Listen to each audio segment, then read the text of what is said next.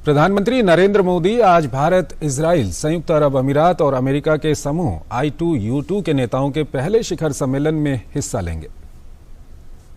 सम्मेलन वर्चुअल माध्यम से आयोजित होगा, जिसमें इजराइल के प्रधानमंत्री यायर लैपिड, संयुक्त अरब अमीरात के राष्ट्रपति मोहम्मद बिन जायद अल नहयान और अमेरिका के राष्ट्रपति जो बाइडेन भी हिस्सा लेंगे। सभी नेता समूह की रूपरेखा के अंतर्गत संभावित संयुक्त परियोजनाओं और साझा हित के अन्य मुद्दों पर विचार विमर्श करेंगे। साथ ही अपने अपने क्षेत्रों और बाहरी क्षेत्रों में व्यापार और निवेश में आर्थिक सहभागिता मजबूत करने पर बातचीत करेंगे। ये परियोजनाएं आर्थिक सहयोग के लिए मॉडल के रूप में कार्य कर सकती हैं और उद्यमियों और श्रमिकों के लिए अवसर प्रदान करेंगी। I2U2 समूह गठित करने का विचार पिछले वर्ष 18 अक्टूबर को इन 4 देशों के विदेश मंत्रियों की बैठक के दौरान सामने आया। समूह में शामिल प्रत्येक देश सहयोग के संभावित क्षेत्रों पर विचार विमर्श के लिए नियमित अंतराल पर शेरपा स्तर की बैठक आयोजित करते हैं। समूह का उद्देश्य जल, ऊर्जा, परिवहन, अंतरिक्ष, स्वास्थ्य और खाद्य सुरक्षा जैसे 6 क्षेत्रों में संयुक्त I2U2 समूह गठित करने का विचार पिछले वर्ष 18 अक्टूबर को इन 4 देशों के विदेश मंत्रियों की बैठक के दौरान सामने आया। में शामिल प्रत्येक देश सहयोग के संभावित क्षेत्रों पर विचार विमर्श के लिए नियमित अंतराल पर शेरपा स्तर की बैठक आयोजित करते हैं। समूह का उद्देश्य जल, ऊर्जा, परिवहन, अंतरिक्ष, स्वास्थ्य और खाद्य सुरक्षा जैसे 6 क्षेत्रों में संयुक्त I2U2 बुनियादी ढांचे को आधुनिक बनाने में निजी क्षेत्र की पूंजी और विशेषज्ञता का इस्तेमाल करने, उद्योगों के लिए कम कार्बन उत्सर्जन के उपाय ढूंढने, जन स्वास्थ्य में सुधार और उभरती महत्वपूर्ण हरित तकनीक के विकास को बढ़ावा देगा। प्रधानमंत्री नरेंद्र मोदी ने नीदरलैंड के प्रधानमंत्री मार्क रूट से फोन पर बात की। दोनों नेताओं ने भारत नीदरलैंड द्विपक्षीय संबंधों पर चर्चा की।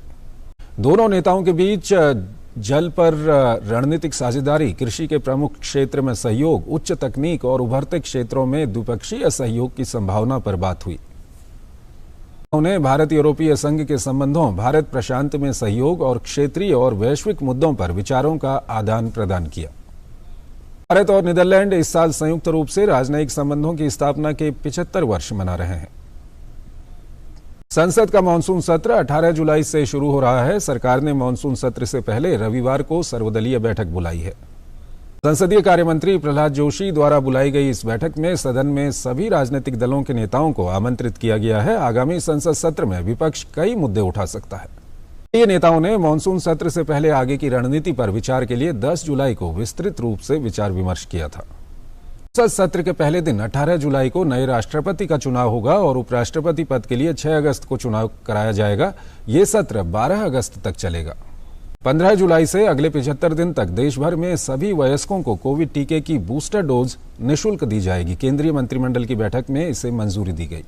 केंद्रीय सूचना एवं प्रसारण मंत्री अनुराग ठाकुर ने बताया कि मंत्रिमंडल ने गुजरात के बड़ोदरा में भारतीय राष्ट्रीय रेलवे अकादमी में गतिशक्ति विश्वविद्यालय की स्थापना को भी मंजूरी दे दी है। इसमें परिवहन से संबंधित सभी प्रकार का प्रशिक्षण दिया जाएगा। आर्थिक मामलों की मंत्रिमंडलीय समिति ने गुजरात और राजस्थान में तारंगा हिल अंबाजी आबू मार्ग पर नई रेल लाइन के निर्माण को मंजूरी दे दी है। इससे क्षेत्र में संपर्क और आवागमन में सुधार होगा। इस परियोजना पर 2,798 करोड़ रुपए से अधिक की लागत आएगी। रक्षा क्षेत्र में निर्यात को बढ़ाने के मकसद से मंत्रालय का 2025 तक 1,75,000 करोड़ रुपए के रक्षा उत्पादन का लक्ष्य मंत्रालय ने रखा है। रक्षा मंत्री राजनाथ सिंह ने रक्षा सार्वजनिक क्षेत्र उपक्रम के गैर सरकारी निदेशकों को संबोधित करते हुए कहा कि रक्षा क्षेत्र के सार्वजनिक उपक्रमों का लक्ष्य को हासिल करने में अहम योगदान होगा। रक्षा मंत्री ने कहा कि हमारा देश आत्मनिर्भरता के क्षेत्र में एक बड़ी ट्रांजिशन के दौर से गुजर रहा है और रक्षा क्षेत्र में आत्मनिर्भरता लाने के अनेक कदम उठाए जा रहे हैं। मुंबई सहित महाराष्ट्र के विभिन्न इलाकों में लगातार बारिश से जनजीवन प्रभावित है। भारतीय मौसम विभाग ने मुंबई, रायगढ़, रत्नागिरी, सिंधुदुर्ग, कोल्हापुर, सतारा, अमरावती और ठाणे के लिए बारिश का ऑरेंज अलर्ट जारी किया है। इधर नासिक और पुणे को लेकर रेड अलर्ट जारी किया गया है। इसके साथ ही महाराष्ट्र के बाढ़ प्रभावित इलाकों में स्कूल, कॉलेज 16 जुलाई तक बंद रहेंगे। बारिश की चेतावनी के कारण गढ़चिरौली जिले में आवश्यक कार्य करने वाले सरकारी कार्यालयों को छोड़कर सभी स्कूल, कॉलेज और अन्य प्रतिष्ठान 16 जुलाई तक बंद रहेंगे। असम में बाढ़ की स्थिति में और सुधार हुआ है। कई नदियों का जलस्तर कम हुआ है। असम में मौत का कोई ताजा मामला सामने नहीं आया और इस साल 6 अप्रैल से अब तक बाढ़ और भूस्खलन में 192 लोगों की मौत हुई है। असम राज्य आपदा प्रबंधन प्राधिकरण की ताजा रिपोर्ट के अनुसार राज्य में अब तक 7 जिलों में 2,50,000 से अधिक लोग बाढ़ से प्रभावित हैं। वहीं 651 हेक्टेयर कृषि भूमि अभी भी पानी में डूबी हुई है। बाढ़ से प्रभावित गांवों की संख्या घटकर 349 पहुंच गई है। इसके अलावा 17,000 से अधिक लोगों ने 71 राहत शिविरों में शरण ली है। बाढ़ से प्रभावित इलाकों में बचाव और राहत कार्य जारी है। लोगों को राहत सामग्री और स्वास्थ्य सुविधाएं मुहैया कराई जा रही हैं। क्षेत्रीय मौसम विज्ञान केंद्र ने राज्य में अगले कुछ दिनों के लिए भारी बारिश की भविष्यवाणी की है। उत्तराखंड में रुद्रप्रयाग, चमोली, बागेश्वर, पिथौरागढ़ में 24 घंटे में भारी बारिश के आसार हैं। भारी बारिश को देखते हुए येलो अलर्ट भी जारी किया गया है। मौसम विज्ञान केंद्र के निदेशक विक्रम सिंह ने बताया कि रुद्रप्रयाग, चमोली, बागेश्वर, पिथौरागढ़ में कहीं कहीं भारी बारिश की संभावना है। बुधवार को कुमाऊं के पर्वतीय जिलों में अनेक स्थानों पर वर्षा दर्ज की गई। पिथौरागढ़ में सुबह से रिमझिम बारिश हो रही है। जिले भर में कई मार्ग बंद हैं। छत्तीसगढ़ में भी बाढ़ से कई जिले प्रभावित हैं। धमतरी जिले में लगातार करीब 10 घंटे तक हुई बारिश से नदी नाले उफान पर। राष्ट्रीय जांच एजेंसी की विशेष अदालत एर्नाकुलम ने आईएसआईएस को सहायता प्रदान करने के लिए 3 लोगों को दोषी ठहराया। दोषी ठहराए गए लोग प्रतिबंधित आतंकवादी संगठन के सदस्य थे और सीरिया में आईएसआईएस में शामिल होने के लिए भारत से बाहर यात्रा करने का प्रयास कर रहे थे। हरियाणा के कुछ विधायकों को मिली धमकियों का संज्ञान लेते हुए मुख्यमंत्री मनोहर लाल खट्टर ने बुधवार को वरिष्ठ अधिकारियों की एक बैठक बुलाई और उन्हें इस मामले में तत्काल और सख्त कार्रवाई करने का निर्देश दिया। मुख्यमंत्री खट्टर ने अधिकारियों से कहा कि इस मामले में सख्त कार्रवाई की जानी चाहिए। भारतीय जनता पार्टी के एक और मुख्य विपक्षी दल कांग्रेस के 4 विधायकों को धमकी मिली है। विधायकों को मोबाइल फोन पर धमकी देकर उनसे पैसे मांगे गए हैं। खट्टर ने पुलिस अधिकारियों से कहा कि राज्य के सभी नागरिकों की सुरक्षा सुनिश्चित करना पुलिस का कर्तव्य है, क्योंकि हरियाणा में गुंडों और अपराधियों के लिए कोई जगह नहीं है। बैठक में पुलिस अधिकारियों ने मुख्यमंत्री को इस मामले की जांच से अवगत कराया। हरियाणा के गृह मंत्री अनिल विज ने कहा है कि ये किसी दूसरे देश का मामला है, क्योंकि जो फोन आए हैं वो दुबई से आए हैं और सभी फोन एक ही नंबर से आए हैं। इसके लिए हमारी नेशनल एजेंसी के साथ हमारी स्पेशल टास्क फोर्स संपर्क बनाए हुए है। कांवड़ यात्रा की शुरुआत आज से हो रही है। ये कांवड़ यात्रा 26 जुलाई को सावन की शिवरात्रि तक चलेगी। सावन के महीने में कांवड़ यात्रा का बहुत महत्व है। कांवड़ यात्रा करने वाले भक्तजनों को कांवड़िया कहते हैं। यात्रा के दौरान भोले के भक्त गंगा नदी के पवित्र जल को कांवड़ में भरकर लाते हैं और फिर लंबी यात्रा करते हुए इस जल से भगवान शिव का अभिषेक करते हैं। कांवड़ यात्रा को लेकर उत्तर प्रदेश सरकार ने पुख्ता इंतजाम किए हैं। वहीं रेलवे के द्वारा भी कांवड़ यात्रा को लेकर हरिद्वार रेलवे स्टेशन पर पुख्ता इंतजाम किए गए हैं। कांवड़ियों को हरिद्वार रेलवे स्टेशन आने के लिए 10 से 12 ट्रेनों में अतिरिक्त कोच रेलवे के द्वारा लगाए जा रहे हैं। वहीं ट्रेनों को हरिद्वार रेलवे स्टेशन तक 13 जुलाई से 28 जुलाई तक एक्सटेंड किया गया है। कांवड़ यात्रियों की संख्या बढ़ने पर रेलवे द्वारा 3 अतिरिक्त ट्रेनों को तैयार किया गया है, जिनको हरिद्वार जिला प्रशासन की सूचना पर हरिद्वार रेलवे स्टेशन से रवाना किया जा सकेगा, ताकि कांवड़ यात्रियों को किसी प्रकार की दिक्कत का सामना न करना पड़े। कांवड़ यात्रियों की सुरक्षा के लिए रेलवे के द्वारा 200 से 250 आरपीएफ के अतिरिक्त जवान हरिद्वार रेलवे स्टेशन बुलाए गए हैं। महिला बटालियन को भी रेलवे स्टेशन पर तैनात किया गया है। आज से सावन महीने की शुरुआत हो गई है। सावन के पहले दिन सुबह से ही मंदिरों में शिव भक्तों की भीड़ उमड़ रही है। सावन का महीना शुरू होने के बाद सभी शिव मंदिरों में स्थापित शिवालयों को भव्य ढंग से सजाया गया है। सुबह के समय श्रद्धालुओं ने शिव मंदिरों में पहुंचकर जलाभिषेक किया। सावन मास के पहले दिन आज कांवड़ यात्रियों ने बिहार के सुल्तानगंज से झारखंड के देवघर में बाबा वैद्यनाथ का जलाभिषेक करने के लिए 105 किलोमीटर से अधिक की दूरी तय की। बाबा वैद्यनाथ धाम देश के 12 ज्योतिर्लिंगों में से एक है। आंध्र प्रदेश में लगातार वर्षा हो रही है और गोदावरी नदी में जलस्तर हर घंटे तेजी से बढ़ रहा है। अल्लूरी सीताराम राजू, पूर्वी गोदावरी और एलुरु जिले में बाढ़ की स्थिति बिगड़ती जा रही है। आंध्र प्रदेश में हालात से निपटने के लिए राष्ट्रीय आपदा मोचन बल और राज्य आपदा मोचन बल की टीमें तैनात की गई हैं। प्रभावित जिलों के जिलाधिकारी स्थिति पर नियंत्रण के लिए सभी आवश्यक उपाय कर रहे हैं। तेलंगाना में विशेषकर राज्य के उत्तरी जिलों में लगातार वर्षा हो रही है। निर्मल, निजामाबाद, करीमनगर, पेद्दापल्ली और आसिफाबाद में कल लगातार छठे दिन तेज वर्षा हुई। करीमनगर जिले के अर्नाकोंदा में आज सुबह 6 बजे तक सर्वाधिक वर्षा रिकॉर्ड की गई। केंद्रीय जांच ब्यूरो सीबीआई ने कल डीएचएफएल और उसके शीर्ष अधिकारियों से जुड़े 36,615 करोड़ रुपए के ऋण धोखाधड़ी मामले में अजय रमेश नवांदर को गिरफ्तार किया। बैंक नोट पेपर मिल बीएनपीएम इंडिया प्राइवेट लिमिटेड 2,500 करोड़ रुपए के निवेश के साथ ओडिशा के बालासोर जिले में एक बैंक नोट पेपर मिल स्थापित करने की योजना बना रहा है। केंद्रीय उपभोक्ता संरक्षण प्राधिकरण ने अब कैब बुकिंग और कैंसिलेशन के संबंध में नए निर्देश जारी किए हैं। अब बेवजह राइड कैंसिल करने पर कैब ड्राइवर पर सख्त कार्रवाई होगी। साथ ही कैश में किराया लेने पर पूरी तरह रोक लगा दी गई है। ओप्पो मोबाइल कंपनी में टैक्स चोरी का बड़ा मामला सरकार के संज्ञान में आया है। डीआरआई ने कंपनी में 4,389 करोड़ के कस्टम ड्यूटी चोरी का मामला पकड़ा है। डीआरआई ने ओप्पो कंपनी के ऑफिसेज और मुख्य अधिकारियों के घरों की तलाशी के दौरान ऐसे दस्तावेज बरामद किए हैं जिससे पता चलता है कि जानबूझकर सरकार को गलत जानकारियां साझा की गई।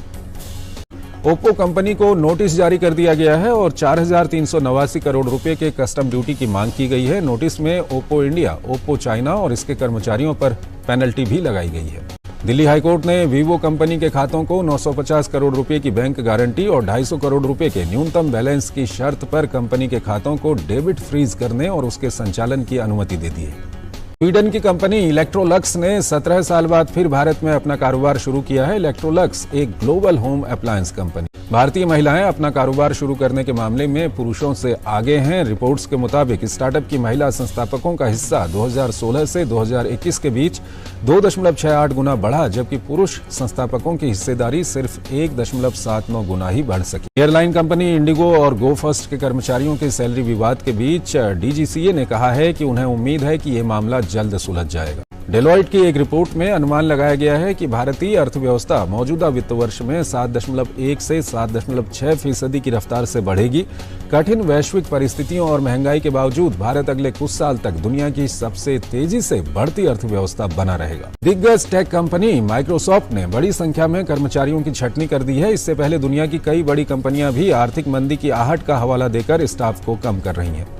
गूगल कंपनी के सीईओ सुंदर पिचाई ने कहा है कि इस साल के बचे हुए महीनों में कंपनी अपनी बहाली की प्रक्रिया को धीमा करेगी। ऐसा आने वाले महीनों में संभावित मंदी को देखते हुए किया जा रहा है। गोताबाया राजपक्षे के देश छोड़ने की खबरों से श्रीलंका में प्रदर्शनकारी फिर से भड़क गए हैं। कई जगहों पर पुलिस और प्रदर्शनकारियों में हिंसक झड़प हुई है। फिलहाल श्रीलंका में आपातकाल लगा दिया गया है। राष्ट्रपति के देश छोड़ने के बाद संसद के स्पीकर ने प्रधानमंत्री रानिल विक्रमसिंघे को कार्यवाहक राष्ट्रपति नियुक्त किया है। श्रीलंका के संविधान के अनुच्छेद 37(1) के तहत रानिल विक्रमसिंघे को कार्यवाहक राष्ट्रपति नियुक्त किया गया है। गोटाबाया राजपक्षे के देश छोड़ने के बाद बिगड़ती स्थिति के मद्देनजर देश में आपातकाल की घोषणा कर दी गई है। वहीं कार्यवाहक राष्ट्रपति रानिल विक्रमसिंघे ने अपनी शक्तियों का प्रयोग करना शुरू कर दिया है। विक्रमसिंघे ने देश की सेनाओं को आदेश दिया है कि वो स्थितियों को काबू करें। देश में पहले ही कर्फ्यू लगा दिया गया है और जनता से शांति बनाए रखने की अपील की गई है। इस बीच श्रीलंका के प्रधानमंत्री कार्यालय पर प्रदर्शनकारियों ने कब्जा कर दिया है। प्रदर्शनकारी परिसर के अंदर घुस गए हैं और कार्यालय की छत पर श्रीलंका का झंडा लहराया। प्रदर्शनकारियों को रोकने के लिए सुरक्षा बलों ने आंसू गैस के गोले छोड़े और सैन्य हेलीकॉप्टर भी हवा में मंडराते नजर आए।